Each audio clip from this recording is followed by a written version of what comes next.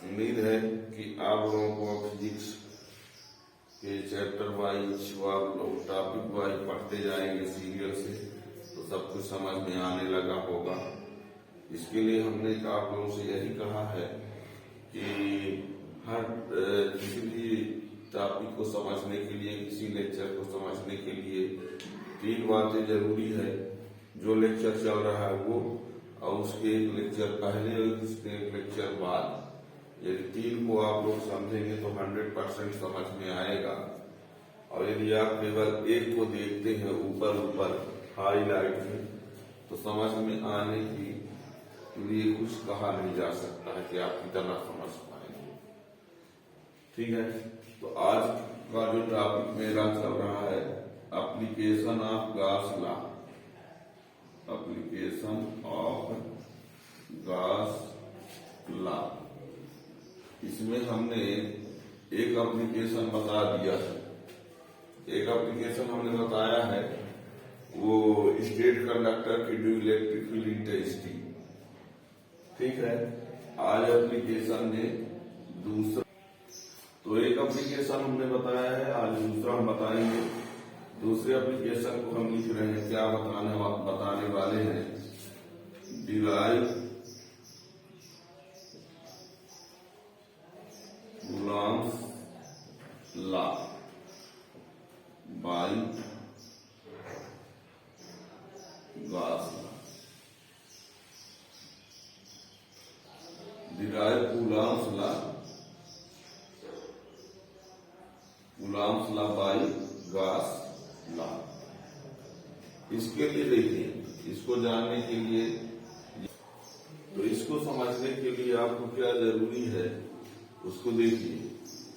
सबसे पहले तो ये बता दें, फाई इक्वल टू आपको ES बताया जा चुका है पिछले लेक्चर में। Phi equal to Q upon epsilon naught, ये गॉस लॉ है। और F equal to 1 upon 4 pi epsilon naught Q1 Q2 upon R square. यानी आपको करना क्या है, हेल्प लेना है इसकी, जो कि क्या है, गॉस लॉ है, और डिराइव करना है इसको, जो कि क्या है, कूलॉम्स लॉ। ये कूलॉम्स लॉ का मीन्स है दो चार्ज का प्रोडक्ट। जरूरी को Q1 Q2 लिखे रहे, हम चार्ज को चाहे जो लिखे, दो चार्ज का प्रोडक्ट होना चाहिए, है ना। ये मत सोचिए Q1 Q2 तो नहीं आया, दो चार्ज का प्रोडक्ट आना चाहिए। ठीक है ना। Phi equal to ES, ES area, phi equal to Q upon epsilon naught, Q charge, E epsilon naught electric permittivity या free space, F equal to 1 upon 4 pi epsilon naught Q1 Q2 upon R square. ठीक है ना। तो इसको हम derive करेंगे इसकी help लेकर के। चलिए देखते हैं एक बार शॉर्टकट रफ टाइप से, जब समझ में आ जाएगा तब लिखवा भी देंगे। तो देखो, यह है कोई पॉइंट, और उस पॉइंट के ऊपर हम ले लेते हैं plus Q charge. Plus Q charge is placed at point O, and P एक अदर पॉइंट लेते हैं जो O से कितने डिस्टेंस पर है, R डिस्टेंस पर। Plus Q charge is placed at point O and P is a point at distance R from O। ठीक है, फिर क्या करते हैं, we construct a sphere of radius R with center O, which behaves like Gaussian surface and electric field intensity normally outward. क्यों outward, क्योंकि charge हमने क्या लिया है, प्लस। कहेंगे सब माइनस चार्ज नहीं ले सकते हो, डिफरेंस क्या होगा, इलेक्ट्रिक फील्ड इनवर्ड होगा।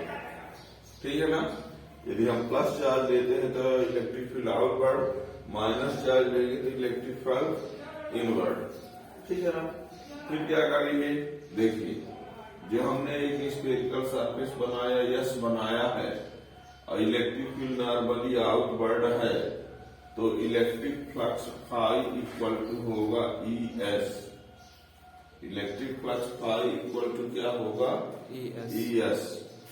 और phi is equal to E into ये 4 pi R square surface area of sphere. ये हो गया इलेक्ट्रिक फ्लक्स। मेजरमेंट से ही आया। कहाँ से आया? मेजरमेंट से। यहाँ ये यस और एक दूसरे के परपेंडिकुलर है। यस परपेंडिकुलर जब E होता है तो phi equal to ES max होता है। ये याद रखना। If S perpendicular E, S और E एक दूसरे के क्या है? परपेंडिकुलर है। तो फाई इक्वल टू ES हमने लिखा है। ठीक है। But by Gauss law, Gauss law से क्या होगा? Phi equal to Q upon epsilon naught. और ये Gauss law phi equal to Q upon epsilon naught, phi equal to E into 4 pi R square. इन दोनों को हम कंपेयर कर देते हैं तो क्या हो जाएगा?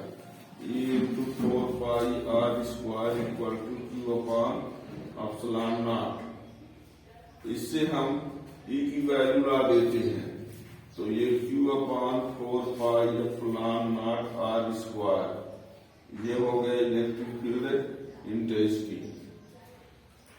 अब ये इलेक्ट्रिक फील्ड इंटेंसिटी आ गया। हम अभी क्या लाना चाहते हैं? Coulomb's law. अब बताओ, equal to Q upon 4 pi epsilon naught R square हो गया। फिर हम क्या करते हैं? इस पॉइंट P पर हम ये कंसीडर कर लेते हैं टेस्ट चार्ज Q नॉट। ठीक है। We suppose a test charge Q naught at point P, then force acting on Q naught due to electric field force active. तो यहाँ पर क्या हो जाएगा? F equal to Q naught into E। ये formula होता है। इसको भी हमने पीछे बताया है। इसको किसी लेक्चर में आप देख सकते हैं। F equal to Q naught into E। और ये E की वैल्यू को यहाँ पर पुट कर देंगे तो E की वैल्यू पुट करेंगे तो F equal to Q naught और E की value Q upon 4 pi epsilon naught R square. तो F equal to 1 upon 4 pi epsilon naught Q naught upon R square. ये देखो, यानी F proportional Q naught, F proportional 1 upon R square आया। यही है Coulomb's law. ठीक है। कहेंगे सर ये इक्वल टू ये जो होता है तो ये तो हम लोग जानते ही हैं। जानते हो तो डायरेक्टली इसको यहाँ अप्लाई कर दोगे इसके बिना। तो जो हमारा टॉपिक है कूलॉम्स लॉ डिराइव करना है किससे? गॉस लॉ से। और आप बिना गॉस लॉ अप्लाई किए ही कूलॉम्स लॉ ला दिए। और जो टॉपिक मेरा है वो क्या है? Derive Coulomb's law by Gauss law. ठीक है। फिर से सुनो एक बार। क्या किया हमने? किसी पॉइंट O पर प्लस Q चार्ज लिया, उससे R डिस्टेंस पर एक पॉइंट P लिया। फिर हमने क्या किया? उस O को सेंटर और R को रेडियस लेकर के एक स्फीयर बना लिया। जो स्फीयर हमने बनाया है वो पॉइंट P से पास हो रहा है और वो स्फीयर का गॉसियन सरफेस जैसे होगा। इलेक्ट्रिक फील्ड नॉर्मली आउटवर्ड है तो उसका जो फ्लक्स होगा फाई इक्वल टू ES होगा। इस कंडीशन से ES लिख दिया। ES क्या है? सरफेस एरिया आप इस पे 10th क्लास में पढ़े हो। ये लिख दिया। फिर बाय गॉस लॉ से phi equal to Q upon epsilon naught ये लिख दिया। दोनों फाई की वैल्यू को इक्वेट कर दिया तो इलेक्ट्रिक फील्ड इंटेंसिटी आ गया। जब इलेक्ट्रिक फील्ड इंटेंसिटी आ गया तो इस पॉइंट की पर हमने एक test charge Q naught consider किया। और जब Q नॉट कंसीडर करेंगे तो उस पर एक फोर्स अप्लाई होगा। तो कैसे फोर्स अप्लाई होगा? क्योंकि वो पॉइंट जो है Q नॉट वो इलेक्ट्रिक फील्ड में है तो इलेक्ट्रिक फील्ड के ड्यू यहाँ पर फोर्स डिवाइड होगा वो Q नॉट इंटू E होगा। और E की वैल्यू यहाँ पर हमने पुट कर दिया। और E की वैल्यू पुट कर दिया तो यह एक फार्मूला बन गया। और ये फार्मूला किसके जैसे है? कूलॉम्स लॉ जैसे है। Means force is directly proportional to the product of two charge. and force is inversely proportional to the square of distance। ठीक है, ये समझ में आ गया होगा। अब हम इसको थोड़ा सा लिख देते हैं कि लिखना कैसे है एग्जाम में, इसी एग्जाम में लिखना कैसे है। आंसर की जरूरत नहीं है, आपको किस तरीके से लिखना है हम बोर्ड एग्जाम में लिखने के लिए बता रहे हैं, है ना।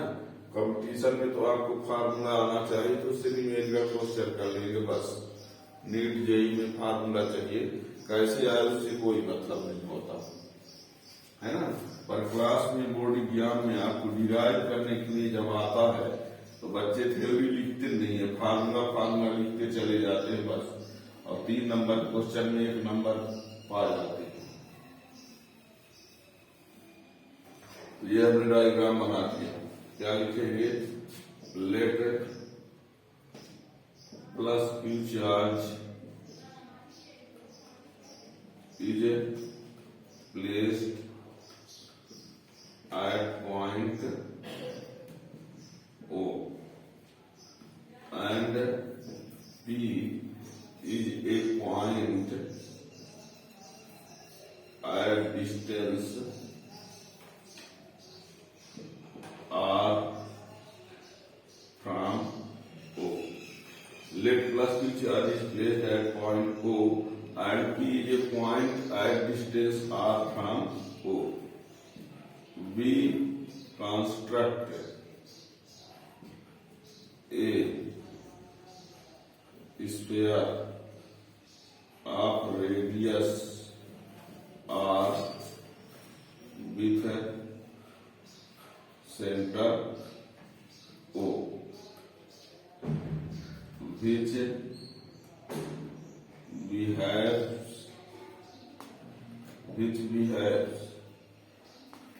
like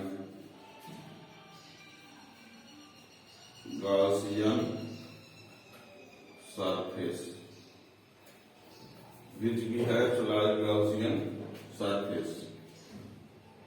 and electric field normally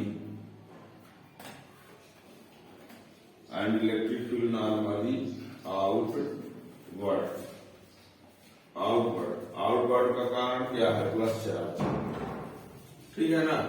यदि आप इस नॉर्मली आउटवर्ड नहीं लिखेंगे तो आप ये फिर कंडीशन कैसे अप्लाई करेंगे, है ना। इसलिए हमने कहा है कि नॉर्मली आउटवर्ड है, like Gaussian surface and electric field normally outward. Then electric flux linked with sphere, then electric flux linked with sphere phi equal to ES। वास्तव में ये ES cos थीटा होगा तो phi equal to ES cos 0 होगा तो phi equal to ES होगा। ये case है। क्या होता है जब सरफेस और इलेक्ट्रिक फील्ड, यहाँ पर ध्यान दीजिए, जो पीछे लेक्चर नहीं देखेंगे इलेक्ट्रिक फ्लक्स को बिल्कुल समझने में बहुत दिक्कत जाएगी। यहाँ पर थीटा की जगह पर हमने 0 कैसे लिख दिया, जब इलेक्ट्रिक फील्ड और सरफेस परपेंडिकुलर होते हैं, जब इलेक्ट्रिक फील्ड और सरफेस परपेंडिकुलर होते हैं तो यहाँ थीटा की वैल्यू 0 लिया जाता है। कहेंगे सर परपेंडिकुलर में तो 90 होना चाहिए, तो यहाँ जो एंगल बना हुआ है वो सरफेस के नॉर्मल और इलेक्ट्रिक फील्ड के बीच का एंगल है। जो एंगल लिया जाता है वो नॉर्मल और इलेक्ट्रिक फील्ड के बीच का है, ना कि सरफेस और इलेक्ट्रिक फील्ड। इसको डिटेल में समझने के लिए इलेक्ट्रिक फ्लक्स को जरूर देखना, है ना, तब आप वहां बात क्लियर हो जाएगी। थीटा की जगह पर हमने 0 लिख दिया, सरफेस और इलेक्ट्रिक फील्ड परपेंडिकुलर तो थीटा इक्वल टू 0, क्योंकि जो एंगल होता है वो नॉर्मल और इलेक्ट्रिक फील्ड के बीच का लिया जाता है, एरिया वेक्टर और इलेक्ट्रिक फील्ड के बीच का। इसलिए अब यह वैल्यू पुट कर देते हैं।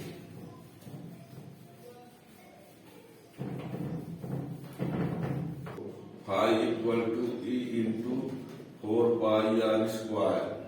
इक्वेशन फर्स्ट साइड में बता दीजिए। S equal to 4 pi R square surface area of sphere. 10th class में सुने हैं आप लोग। But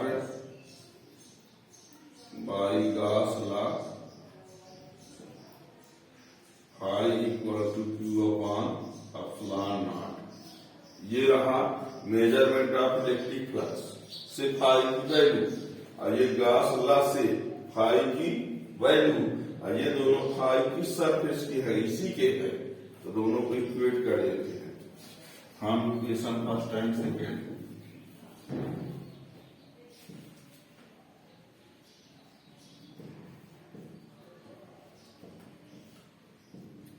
into 4 pi R square equal to Q upon epsilon naught. ये equal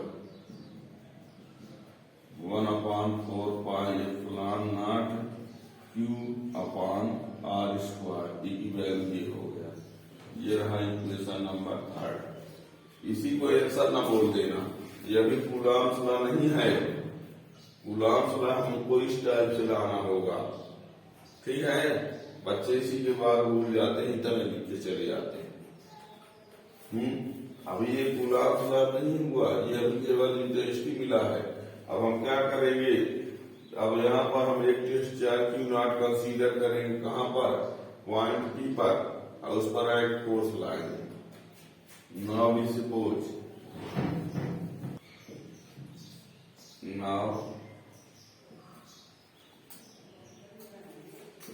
now we suppose a test charge Q naught at point P, then force acting on it due to electric field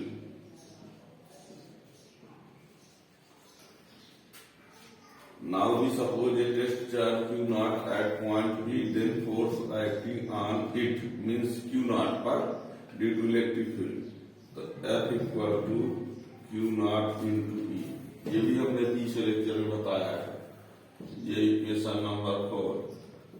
अब third से fourth में value put कर दो from equation third and fourth. ये value ले जाके यहाँ रख दो। तो F equal to Q naught 1 upon 4 pi epsilon naught Q upon R square. तो F equal to 1 upon 4 pi epsilon naught Q naught upon R square Newton.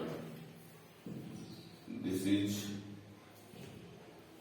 Coulomb's law.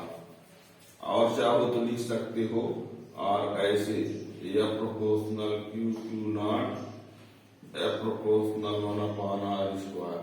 यही पर्याप्त है, ये लिखना कंपल्सरी बिल्कुल नहीं, ठीक है ना। यहाँ पूरा हो जाता है। दिस इज कूलॉम्स लॉ, ठीक है। ये रहा। आप अगले लेक्चर में आप देखेंगे कि हम एप्लीकेशन में कुछ और भी बताएंगे। अब ये एक एप्लीकेशन यहाँ फिलहाल ये पूरा हो गया है, ठीक है ना। अब अगला एप्लीकेशन नेक्स्ट। थैंक यू, जय हिंद।